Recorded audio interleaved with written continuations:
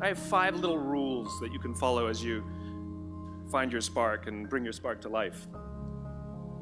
The first is to go after the things that you want. The rule is you can go after whatever you want. You just cannot deny anyone else to go after whatever they want. So the point is you don't have to wait in line. You don't have to do it the way everybody else has done it. You can do it your way. You can break the rules. You just can't get in the way of somebody else getting what they want. That's rule number 1. Rule number 2. I like this one. In the 18th century, there was something that spread across Europe and eventually made its way to America called puerperal fever, also known as the Black Death of childbed. Basically what was happening is women were giving birth and they would die within 48 hours after giving birth. This Black Death of childbirth was the ravage of Europe, and it got worse and worse and worse over the course of over a century. In some hospitals, it was as high as 70% of women who gave birth who would die as a result of giving birth. But this was the Renaissance. This was the time of empirical data and science, and we had thrown away things like tradition and mysticism. These were men of science, these were doctors. And these doctors and men of science wanted to study and try and find the reason for this Black Death of childbed, and so they got to work studying, and they would study the corpses of the women who had died. And in the morning they would conduct autopsies, and then in the afternoon they would go and deliver babies and finish their rounds. And it wasn't until somewhere in the mid-1800s that Dr. Oliver Wendell Holmes, father of Supreme Court Justice Oliver Wendell Holmes, realized that all of these doctors who were conducting autopsies in the morning weren't washing their hands before they delivered babies in the afternoon. And he pointed it out and said, "Guys, you're the problem." And they ignored him and called him crazy for 30 years. Until finally somebody realized that if they simply washed their hands, it would go away. And that's exactly what happened. When they started sterilizing their instruments and washing their hands, the Black Death of childbed disappeared. My point is, the lesson here is, sometimes you're the problem.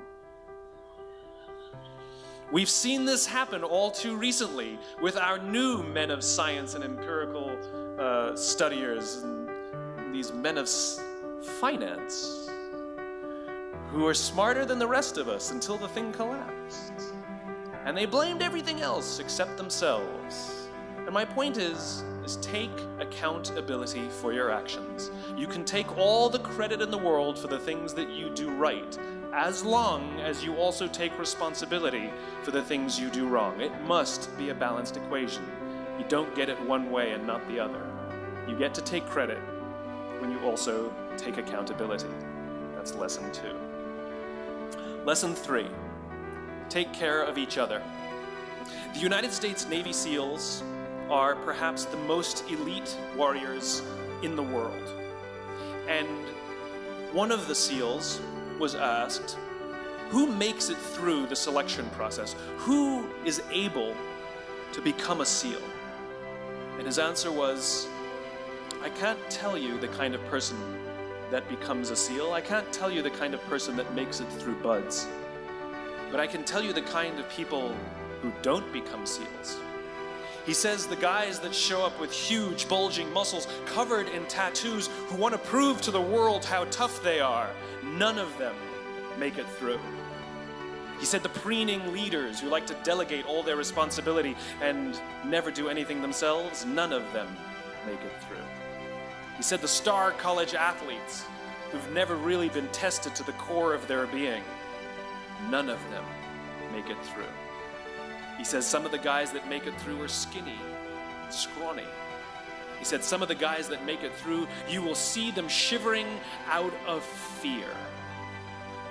He says, however, all the guys that make it through, when they find themselves physically spent, emotionally spent, when they have nothing left to give physically or emotionally, somehow, some way, they are able to find the energy to dig down deep inside themselves, to find the energy to help the guy next to them. They become SEALs, he said. You want to be an elite warrior. It's not about how tough you are. It's not about how smart you are. It's not about how fast you are. If you want to be an elite warrior, you better get really, really good at helping the person to the left of you and helping the person to the right of you. Because that's how people advance in the world. The world is too dangerous and the world is too difficult for you to think that you can do these things alone. If you find your spark, I commend you. Now, who are you going to ask for help, and when are you going to accept help when it's offered? Learn that skill. Learn by practicing helping each other. It'll be the single most valuable thing you ever learn in your entire life. To accept help when it's offered and to ask for it when you know that you can't do it. The amazing thing is, when you learn to ask for help, you'll discover that there are people all around you who've always wanted to help you. They just didn't think you needed it because you kept pretending that you had everything under control. And the minute you say, I don't know what I'm doing, I'm stuck, I'm scared, I don't think I can do this, you will find that lots of people who love you will rush in and take care of you. But that'll only happen if you learn to take care of them first. Lesson 4. Nelson Mandela is a particularly special case study in the leadership world because he is universally regarded as a great leader. You can take other personalities, and depending on the nation you go to, we have different opinions about other personalities. But Nelson Mandela, across the world, is universally regarded as a great leader. He was actually the son of a tribal chief. And he was asked one day, how did you learn to be a great leader? And he responded that he would go with his father to tribal meetings.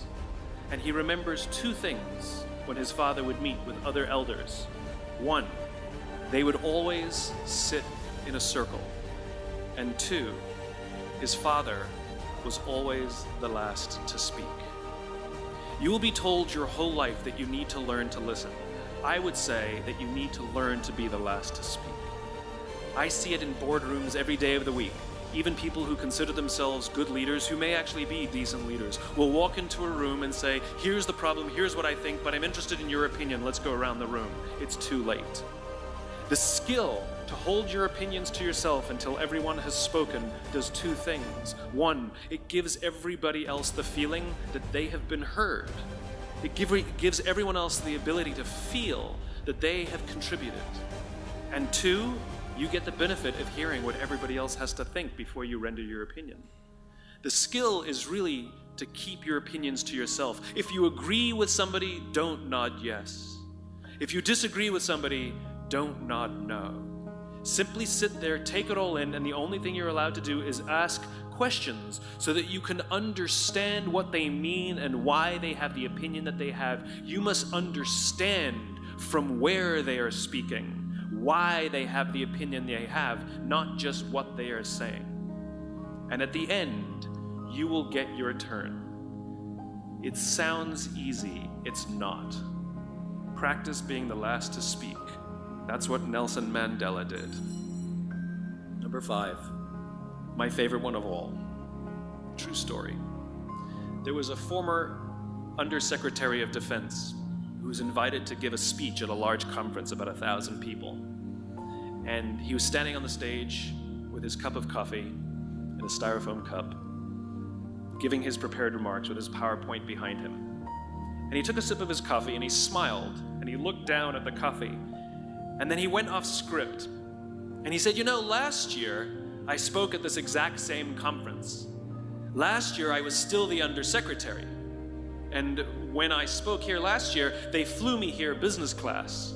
And when I arrived at the airport, there was somebody waiting for me to take me to my hotel. And they took me to my hotel and they had already checked me in and they just took me up to my room. And the next morning I came downstairs and there was someone waiting in the lobby to greet me and they drove me to this here same venue. They took me through the back entrance and took me into the green room and handed me a cup of coffee in a beautiful ceramic cup.